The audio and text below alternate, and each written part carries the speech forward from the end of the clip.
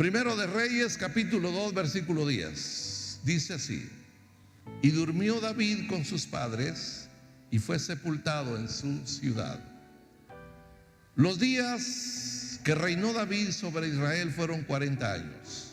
7 años reinó en Hebrón y 33 años reinó en Jerusalén. Y se sentó Salomón en el trono de David su padre, y su reino fue firme en gran manera. Amén. Gracias, Señor. El ocaso de la vida, de eso hablaré esta mañana. El ocaso de la vida. Gloria a Dios. Ocaso se le llama a la puesta del sol en el horizonte. Cuando vemos el sol que va cayendo y va desapareciendo en el oriente, eso es lo que llamamos ocaso. La palabra ocaso simbólicamente también se le llama a la última fase de la vida, la última fase de la existencia. Llegar al ocaso significa haber nacido y haber vivido. Eso es ocaso. Haber nacido y haber vivido. El ocaso es el paso del día a la noche. Es el paso del apogeo a la decadencia. Muchos estamos en esa etapa, en la etapa del ocaso. Estamos pasando de esa fase del apogeo, cuando corríamos, cuando nos movilizábamos y corríamos, nos movíamos con rapidez y parecía que no nos cansábamos. Pero han pasado los años y ahora ya las cosas cambian, ya no son igual. Un grupo de hermanos en México una vez me dijeron: venga, hermano, a orar con nosotros. Hemos formado en la iglesia un grupo que le llamamos la Edad de Oro. La Edad de Oro, caray, qué bonito. Hermanos de la tercera edad. Y oigan, ¿y por qué se le dicen la Edad de Oro? Porque todos nosotros oramos por nuestra rodilla, oramos por nuestras canillas, oramos por todo, por nuestro corazón, por nuestros riñones. Oro por todo lo que me duele. Por eso le llamamos la Edad de Oro. Oro por todo lo que me pasa, o lo que me duele. Entonces, esta es la etapa de la decadencia. Hoy quiero que veamos el final de la vida de David y de sus hombres. Cuando hablamos de David, hablamos de un personaje muy conocido en toda la Biblia, en la historia y aún en la historia secular, pero especialmente muy conocido para su pueblo, para Israel.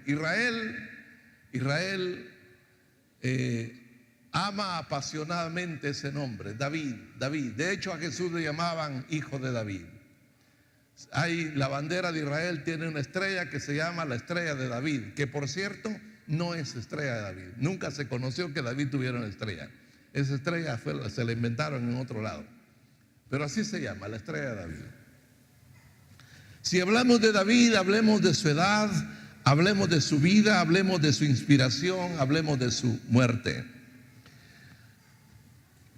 En el capítulo 5 de 2 de Samuel dice que David empezó a reinar sobre Israel cuando tenía 30 años. Y dice que su reino duró 40 años. Así que cuando David muere, estamos hablando de una edad aproximadamente o alrededor de 70 años. Si comenzó a reinar de 30 y gobernó 40, entonces es casi seguro que su vida terminó a los 70 años. Cabal, la edad que dice el Salmo 90. Nuestra edad son 70 años y en los más robustos 80. Su edad fueron 70 años, sus años.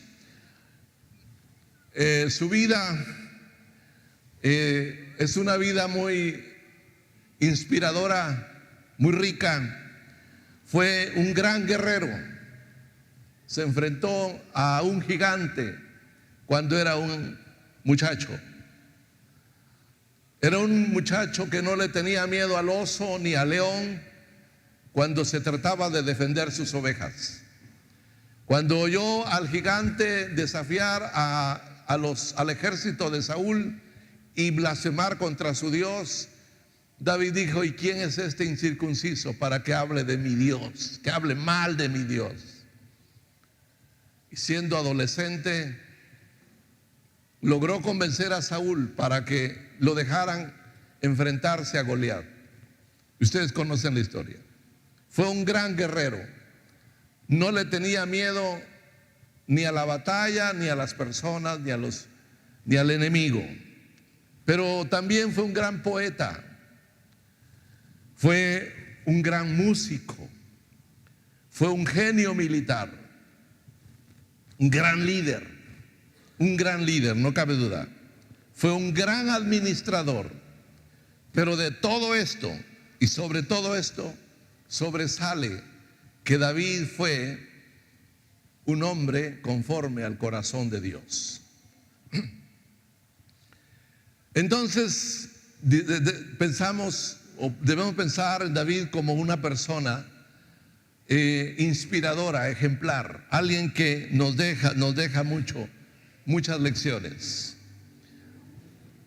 Su inspiración era Dios. Se inspiraba en su Dios.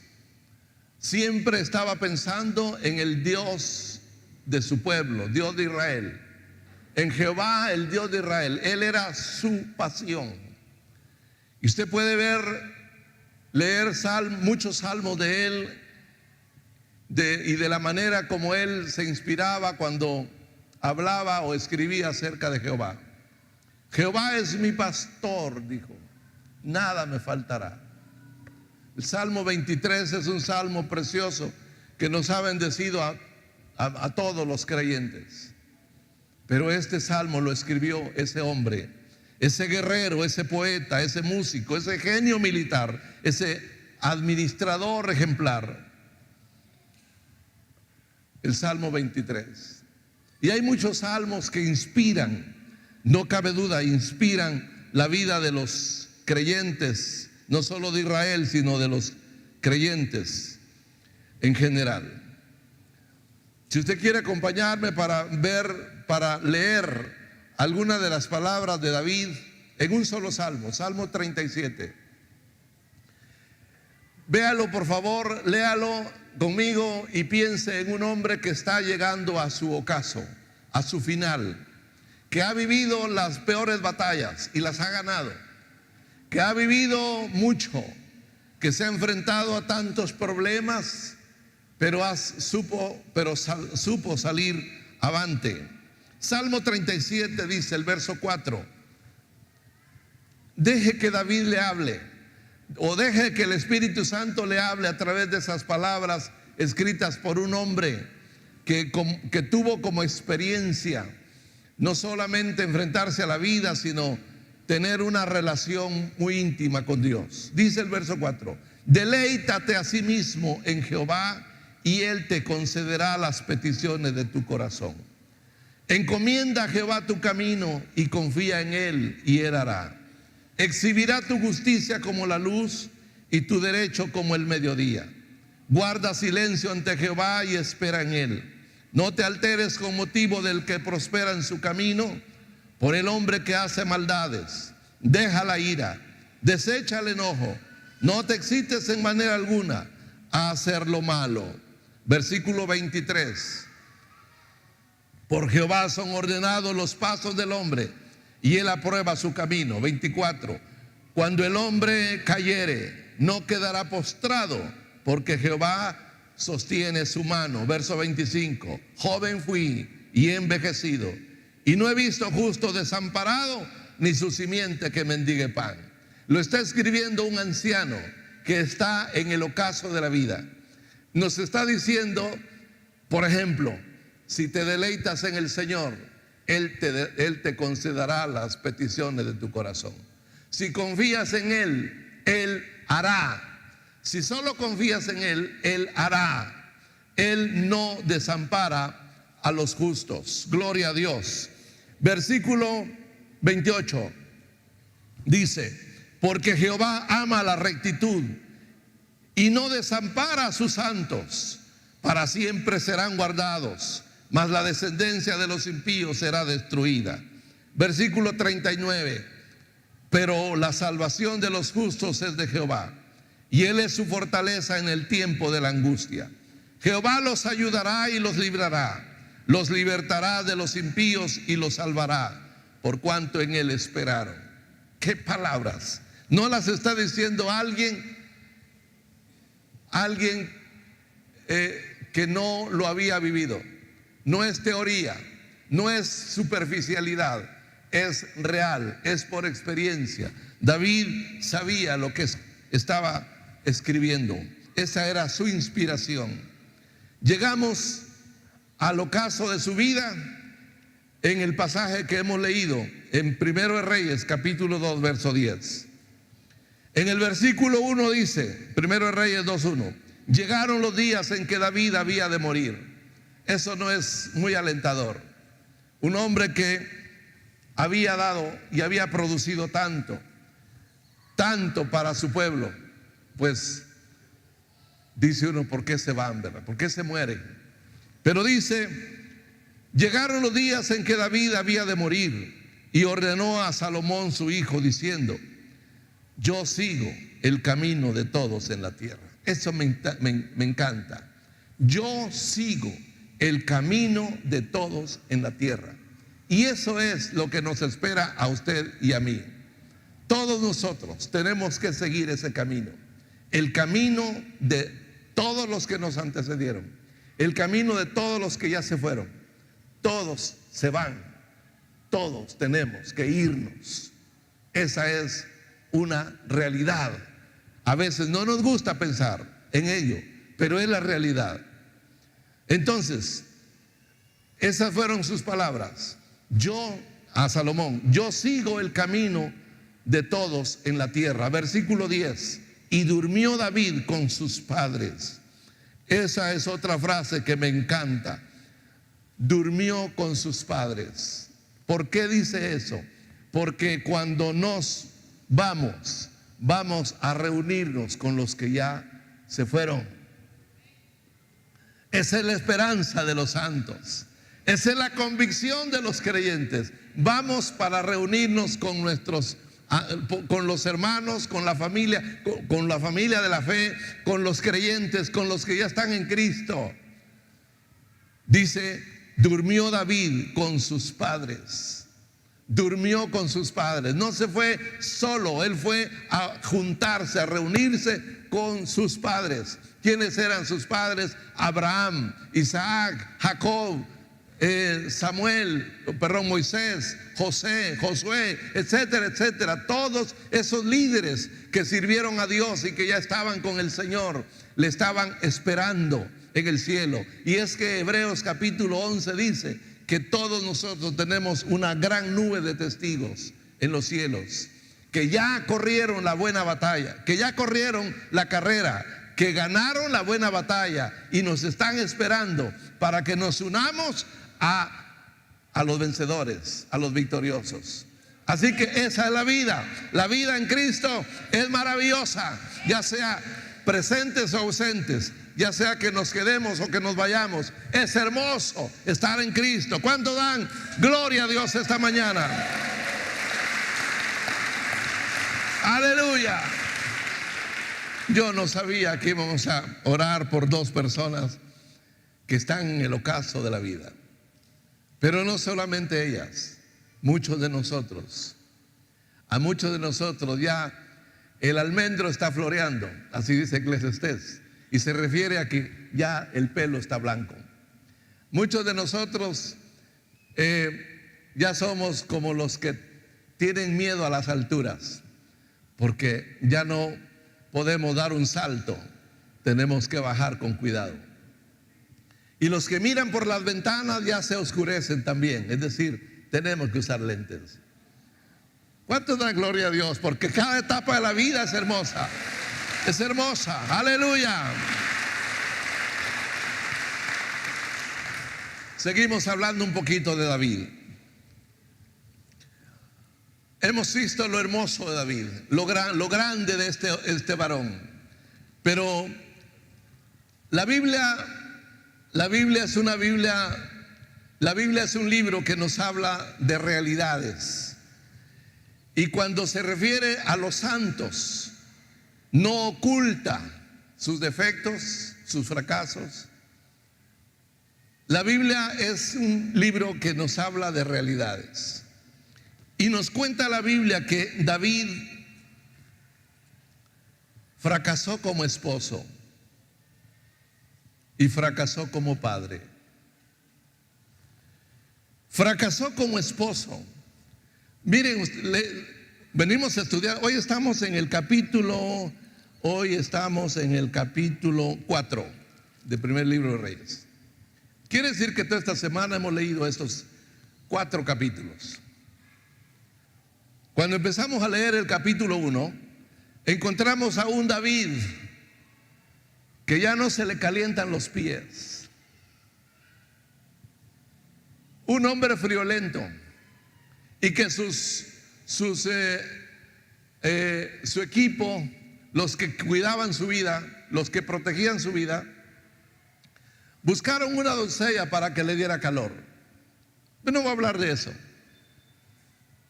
Cuando leí esa parte de la escritura, me hice la pregunta: ¿y dónde estaban sus esposas? ¿Por qué necesitaron buscar una doncella que le diera calor?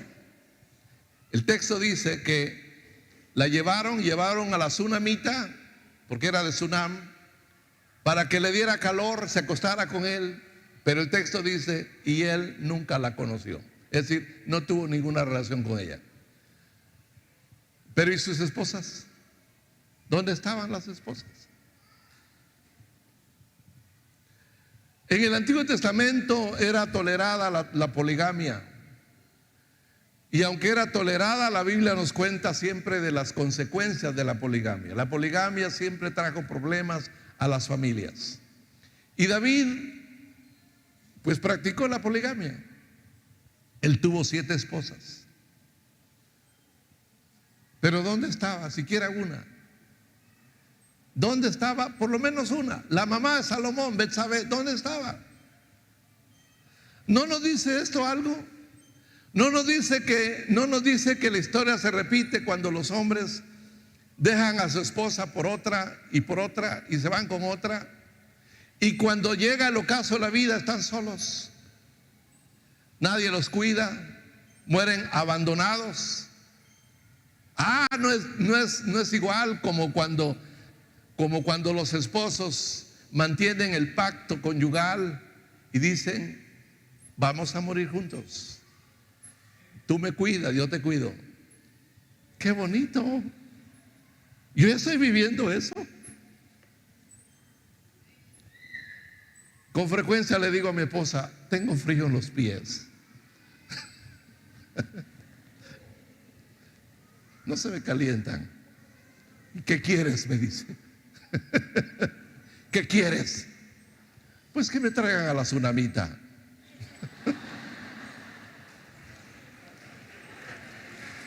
Gloria a Dios. No, para eso estoy yo aquí.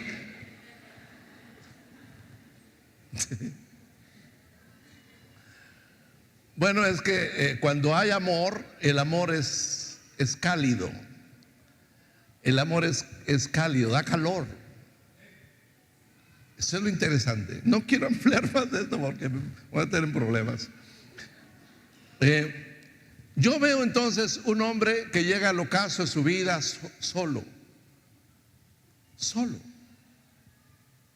Las esposas no están ahí, no le sirven. No hay una con él. Es el caso de muchos. Yo creo que David fracasó en su matrimonio y creo que el problema mayúsculo en toda su vida fue ese adulterio que cometió con Betsabé. Porque ese adulterio lo llevó a cometer un homicidio. En el proceso de aquel pecado, él violó 5 mandamientos de la ley. Ese adulterio, ese homicidio lo marcó toda su vida. David no era un degenerado, él no era un adúltero, él no era un criminal. Fue una caída. Él era un hombre de Dios. Pero esa caída no solo lo marcó, sino hizo estragos en su familia. Así que vemos a un esposo fracasado, pero también vemos a un padre fracasado. Fracasó como esposo y fracasó como padre. La historia de los reyes, del segundo libro de Samuel y el primer libro de los reyes, nos dicen que los hijos le hicieron la vida de cuadritos a David. Al menos los principales.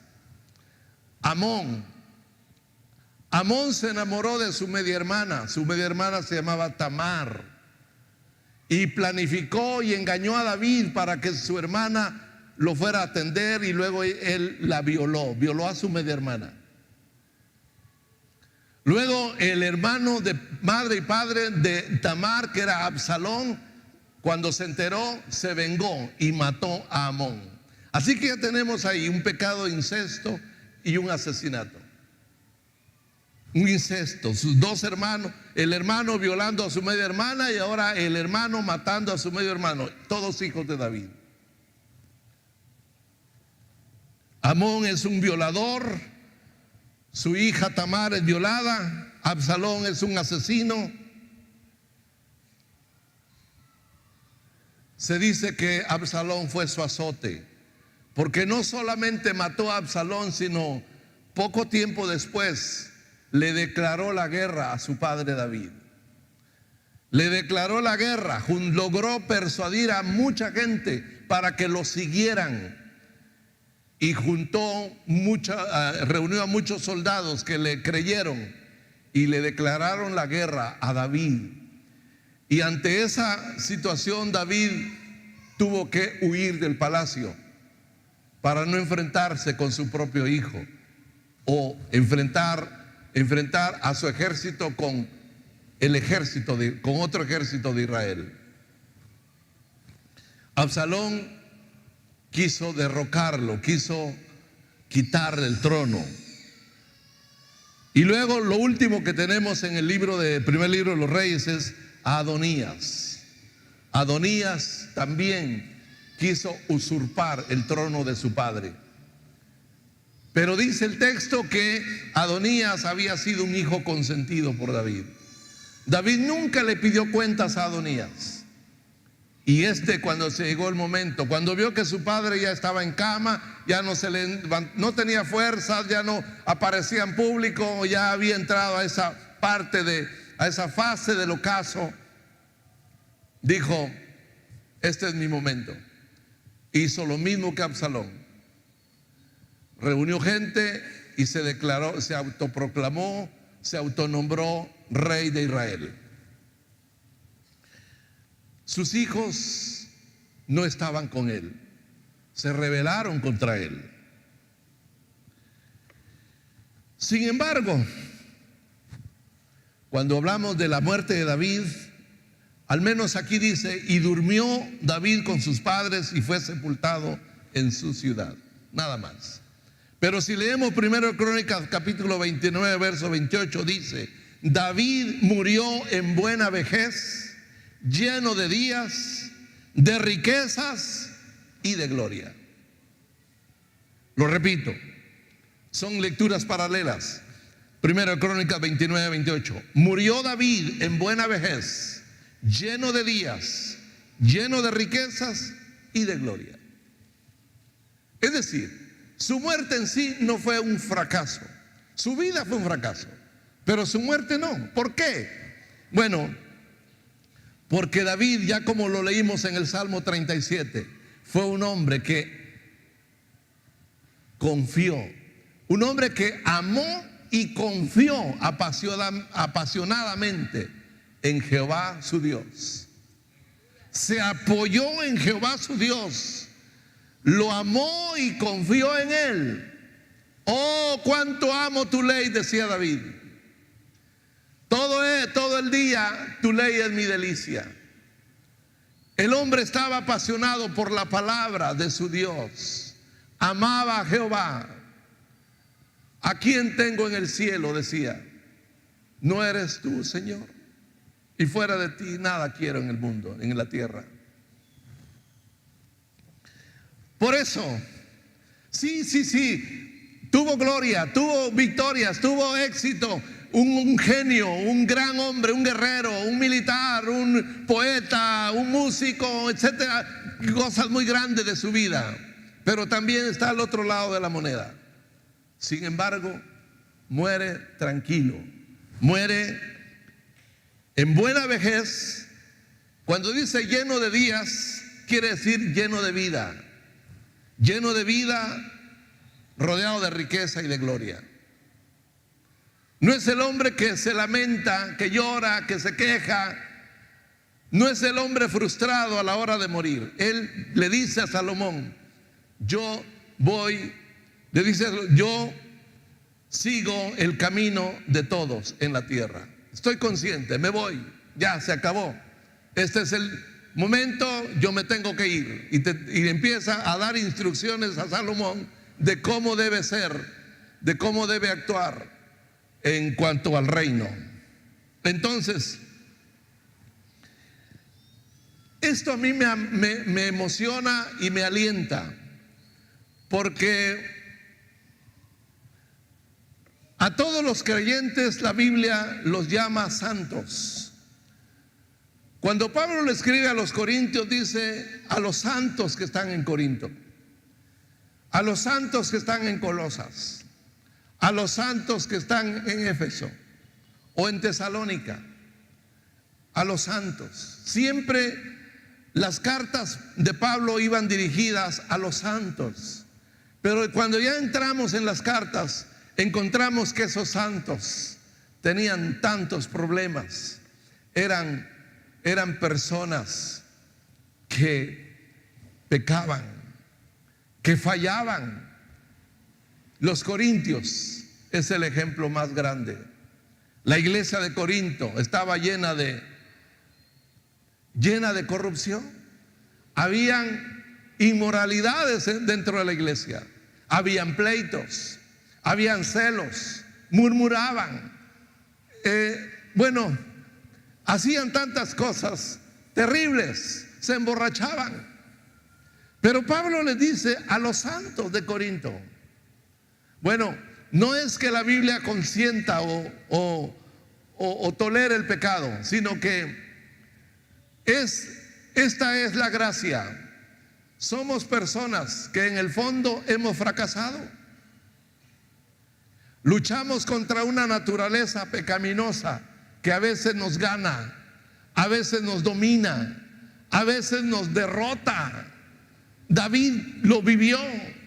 Vio a una mujer que se estaba bañando y empezó a maquinar, a imaginarse y terminó trayéndola a su palacio. Y después no hallaba cómo cubrir su pecado y tuvo que armar toda una versión para cubrir su pecado, y terminó matando al esposo de aquella mujer. Eso fue terrible, pero ahí tenemos las consecuencias. Sin embargo, decimos, y se dice en la palabra, y esto es tremendo, al final de su vida Dios dijo: he hallado a David, un hombre conforme a mi corazón. ¿Dónde estaba la diferencia? Es que David amó y confió ciegamente, apasionadamente en Jehová su Dios. Cuando él dice: Jehová es mi pastor, nada me faltará. En lugares de delicados pastos me hará descansar. Junto a agua de reposo me pastoreará. me guiará por senda de justicia, por amor a su nombre. Aunque ande en valle de sombra o de muerte, no temeré, porque Él está conmigo. Esa era su convicción. Jehová estaba con él. Sí, había fracasado como padre, como esposo. Había fracasado, pero ¿sabe qué? Era un hombre que amaba a Dios, confiaba en Él y sobre todo anhelaba ser justo. Anhelaba ser justo. Él buscaba ser justo. Como rey, Él amó la justicia. Él nunca ejecutó a nadie injustamente. Eso lo veremos un poquito más adelante. Entonces, hermanos amados, ese es el David. Un David que al final fue el hombre conforme al corazón de Dios. Tenemos seguidamente la vida de sus hombres o la muerte de sus hombres. Lo digo rápidamente porque ya lo hemos venido comentando. Es más, se habló de esto el jueves, lo hemos leído en la semana, lo hemos comentado en las mañanas en el devocional. La vida de sus hombres. El primero de quien nos habla este libro es Adonías. ¿Qué hizo Adonías? Quiso usurpar el trono de su padre. Luego tenemos a Joab. Joab era su principal hombre de confianza, su general, el hombre de batallas. Ese era su hombre fiel, su hombre fiel. Pero ¿qué hizo Joab, el general de David? Era un hombre violento, cruel. Mató a 2 hombres a sangre fría que habían prometido apoyar a David. Estos hombres habían sido siervos de Saúl, pero viendo que Dios estaba con David y que Saúl estaba reprobado, después de haber muerto Saúl, por cierto, ellos fueron a David a ofrecerle su servicio y dijeron: nosotros te vamos a apoyar para unificar las tribus del norte y traerlas a ti. Joab se puso celoso, los persiguió y les habló amablemente y les ensartó el puñal, los mató con la espada. Eso a David, eso no se los perdonaría. Les dijo David: ustedes han enlutado mi vida, han matado a 2 hombres que eran leales, 2 hombres que murieron de una manera terrible. Joab había actuado cruelmente, con alevosía. Entonces, pero no solo eso, Joab también se había unido a la rebelión de Adonías, el hijo de David. Luego tenemos en la lista a Abiatar. Abiatar era el sumo sacerdote. También apoyó a Adonías en la rebelión contra David. Luego tenemos en la lista del capítulo 1 y 2 de Primeros Reyes, tenemos en la lista a Simei. ¿Qué hizo Simei? Simei fue un hombre que maldijo e insultó a David en los momentos de mayor tribulación. Cuando David tuvo que dejar el palacio llorando con su equipo, con sus hombres, dejó el palacio para no pelear contra su propio hijo Absalón. Cuando decidió dejar no solo el palacio sino el templo, el arca que él tanto amaba, se va a las montañas. Él no sabe si el Señor le va a permitir volver de nuevo al palacio.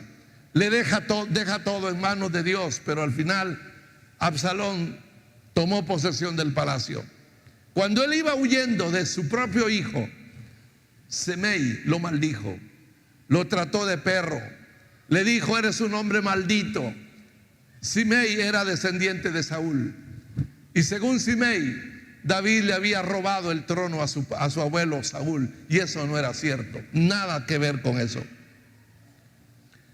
Joab, en ese momento que era fiel a David, le dijo: déjame, yo en este momento yo puedo matar a ese perro muerto, lo atravieso con la espada.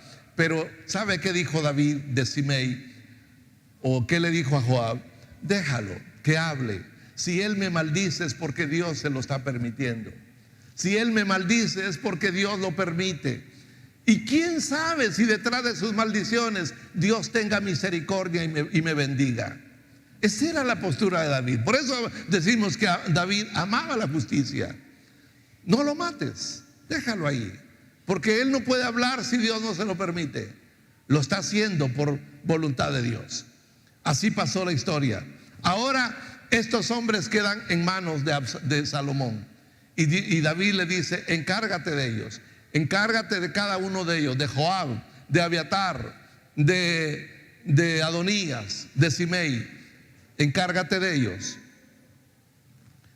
Salomón, en lo que hemos leído hasta ahorita, ejecutó a todos estos hombres. Ejecutó a Adonías, ejecutó a Joab, ejecutó a Simei, y a Abiatar lo expulsó del sacerdocio. No tengo tiempo para explicar cómo lo hizo, porque lo hizo de una manera sabia y justa. No fue a matarlos así como ellos lo hacían. Lo hizo de una manera muy sabia. Bueno, todos estos, incluyendo a Amón, el que violó a su hermana, y a Absalón, el que mató a su hermano y le declaró la guerra a su padre, todos estos tuvieron un trágico final. ¿Por qué? Porque tomaron decisiones equivocadas. Esa es la verdad. Tomaron decisiones equivocadas. Ninguno de ellos tenía que morir trágicamente, pero tomaron decisiones equivocadas. Y nosotros no somos la excepción. ¿Cómo llegaremos al ocaso de nuestra vida? Somos el producto de lo que un día hemos decidido hacer. Sembramos tomates, o si sembramos tomates, no cosecharemos manzanas. Si hemos sembrado tomates en el patio, no esperemos cosechar manzanas. El final tiene que ver mucho con lo que sembramos o con las decisiones que hemos tomado. Ya lo dijo un poeta mexicano: muy cerca de mi ocaso, yo te bendigo, vida, porque nunca me diste ni esperanza fallida, ni trabajos injustos, ni pena inmerecida. Porque veo al final de mi rudo camino que yo fui el arquitecto de mi propio destino. No tengo que quejarme ni echarle la culpa a nadie de lo que me ha pasado. Nadie más tiene la culpa de lo que me ha sucedido.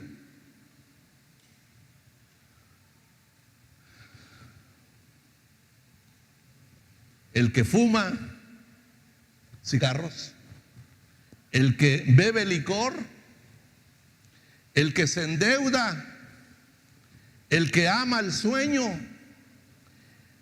el que bebe mucha Coca-Cola,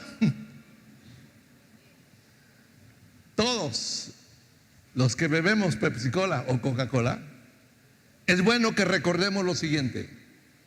Número 1, la cosecha tiene fecha.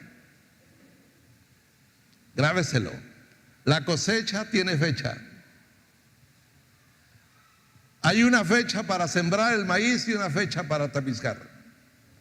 No se puede tapizcar después ni antes. La cosecha tiene fecha. Lo que sembramos ahora seguramente lo vamos a cosechar exactamente en el tiempo de la cosecha. La cosecha tiene fecha. Segundo, que las malas decisiones siempre pasarán la factura. Si las decisiones que hemos hecho si nos hemos equivocado y hemos tomado malas decisiones, esas nos pasarán la factura. Y 3, que la mala suerte no existe, existen las malas decisiones. Por eso dijo Amado Nervo: veo al final de mi rudo camino que yo fui el arquitecto de mi propio destino.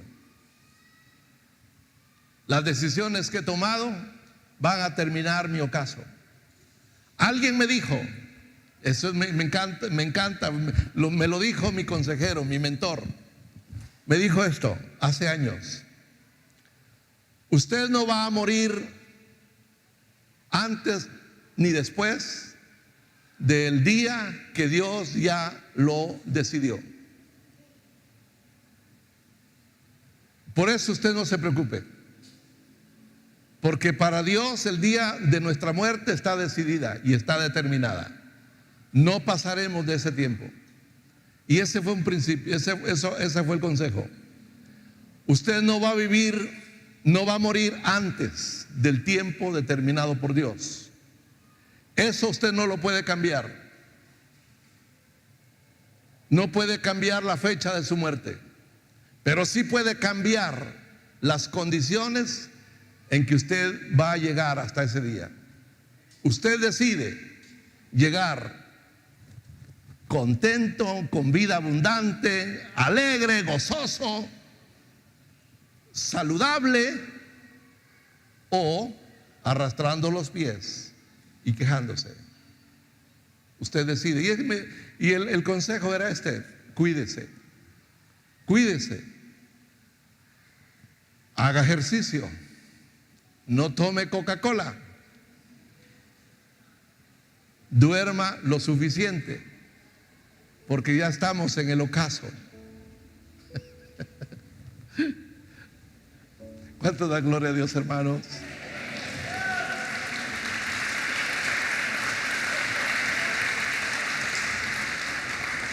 Así que nadie puede cambiar el día de la muerte, el día de la partida, pero sí podemos cambiar la manera en que lleguemos hasta allí, la forma en que lleguemos hasta allí. Si seguimos tomando decisiones equivocadas, el final no va a ser muy agradable. Tenemos que tener claro esto, que las decisiones tienen consecuencias. David murió en buena vejez, lleno de días, lleno de gloria y lleno de riquezas. ¿Por qué? Si fracasó como padre, si fracasó como esposo, ¿por qué? ¿Por qué murió así? No murió frustrado, no murió arruinado, no murió quejumbroso. No. Es que yo creo esto. Creo que David amaba más a Jehová su Dios que a su esposa, que a sus hijos, que a su pueblo. El amor de su vida era su Dios, porque el primer mandamiento dice: amarás al Señor tu Dios con todo tu corazón, con toda tu mente y con todas tus fuerzas. No hay reserva para más. Dios es primero y es el último en mi vida. Nadie puede ocupar su lugar. Él es todo. Y si Dios es todo para mí, entonces yo lo amo y confío. Y sé que Él tiene el control. Sé que tiene control. Él tiene el control. Y Él sabe que he fracasado, porque he fracasado. Yo creo que aquí no hay nadie que no pueda decir: hermano, yo nunca he fracasado. Él sabe que hemos fracasado en el camino, que nos hemos equivocado, escogimos mal, hicimos lo malo, nos desviamos, nos extraviamos, pero aún así le amamos y estamos aquí diciéndole: Señor, perdóname, lo que hice lo hice por ignorancia, porque soy necio, pero aquí estoy como David. Señor, crea en mí un corazón limpio, crea en mí un espíritu nuevo y un corazón limpio.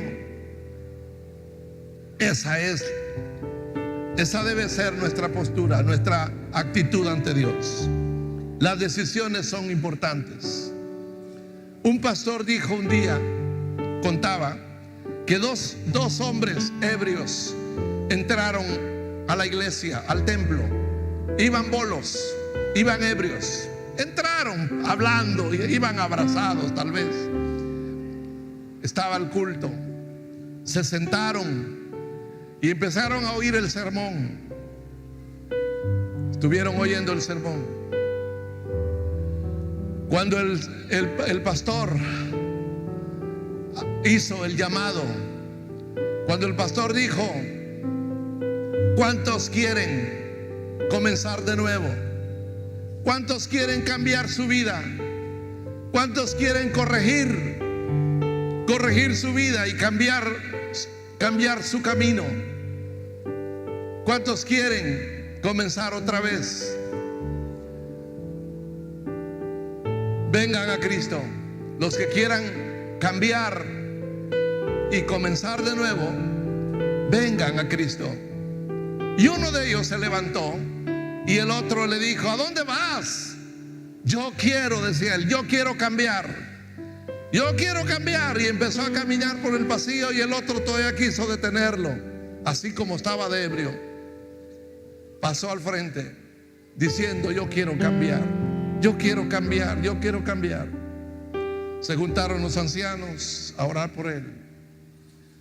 Oraron por él y este hombre ebrio aceptó al Señor. Llegó a su casa con toda su familia que había aceptado a Cristo. Los días pasaron y el hombre cambió. El hombre era una nueva criatura. Su familia se restauró. Su familia se salvó. Él recuperó su sobriedad. El otro, que se quedó en la banca, siguió tomando. Se arruinó su familia. Se desintegró la familia. Se perdió su familia. Él murió de cirrosis. Y el predicador decía: gracias, porque esa noche ese hombre tomó la decisión de empezar de nuevo. Ese hombre, decía el predicador, era mi padre. Si él no hubiera pasado, si él no hubiera tomado la decisión ese día, yo no estuviera aquí predicando su palabra. Hay que tomar buenas decisiones. Y la mejor decisión que hemos tomado en la vida ha sido entregarle el corazón a Cristo. Eso fue lo que me dijo un día mi hermano Marco Aurelio. Esa fue la gran decisión que hice un día. Entregué mi vida a Cristo y todo cambió. Oiga, hermano, no necesita usted llegar al ocaso de la vida culpando a otros, quejándose, sintiéndose fracasado, frustrado, arruinado. No importa lo que haya sucedido en su vida, no importa los fracasos que haya tenido, no importa los problemas o las caídas que hayan ocurrido en su vida. Si usted se refugia en el Dios de Israel, si usted se refugia en el Dios de Israel, Él tiene para usted nueva vida. Lo podemos ver en la vida de la prostituta de Jericó. ¿Cómo se llamaba? Rahab. La vida de Rahab. Ella decidió identificarse con el Dios de los israelitas. Y después de ser una prostituta, se convirtió en la bisabuela del rey David. Dios tiene un nuevo programa, un nuevo plan para todos aquellos que se refugian en Él. Lo mejor que hemos hecho en la vida ha sido entregarle a Cristo nuestra vida, haberle recibido como nuestro Salvador personal, habernos identificado con Él en su muerte y en su resurrección. Fue la mejor decisión. A pesar de que hemos fallado y que hemos fracasado, Dios tiene algo nuevo para aquellos que confían en Él. ¿Quiere usted confiar en Él en esta mañana? ¡Aleluya! ¡Gloria a Dios! ¿Cuántos están satisfechos en Cristo? ¿Cuántos están alegres en Cristo? Aleluya. Yo quiero invitarles a que estemos de pie en esta mañana y démosle la gloria a Él, porque Él ha cambiado nuestro destino. Él, no yo, Él. Ahora Él es el arquitecto de mi destino. Él es el que nos ha dado un nuevo destino. Él nos ha dado la oportunidad de vivir en un reino que no pasará jamás. Él nos ha hecho participar de un reino de luz, el reino de los santos. El reino de Dios es indestructible y nosotros somos del reino de Dios. Quiero que alabemos al Señor. No importa tu edad. Si estamos en el ocaso, digámosle: Señor, gracias. Gracias porque me has dejado vivir 50, 60, 70 u 80. Gracias, Señor. Gracias. Si estamos en la flor de la vida, digámosle: Señor, haz que yo pueda llegar a esa edad sirviéndote, amándote. Si estamos en la flor de la juventud, digámosle al Señor esta mañana: quiero servirte hasta el final, Señor. Quiero ser para tu gloria y tu alabanza. Quiero servirte a ti el resto de mi vida. Quiero llegar a ser viejo o viejo, vieja, anciano, anciana, sirviéndote, Señor, porque tú eres bueno. Aleluya. Gloria a Dios. Aleluya.